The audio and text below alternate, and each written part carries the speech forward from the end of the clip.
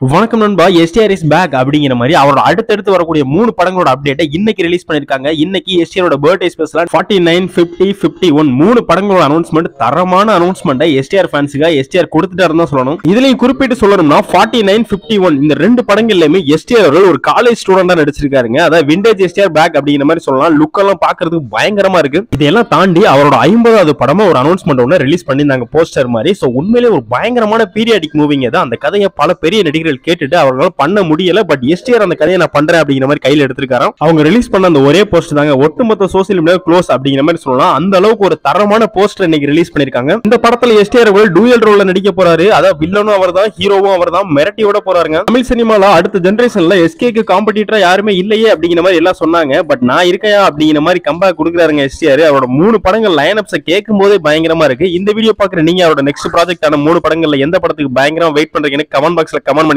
இந்த வீடியோவை உங்களுக்கு தெரிஞ்ச எஸ்டிஆர் ஃபேன்ஸுங்களா ஷேர் பண்ணுங்க. நம்ம சேனலை மறக்காம சப்ஸ்கிரைப் பண்ணிருங்க. தேங்க்யூ நண்பா.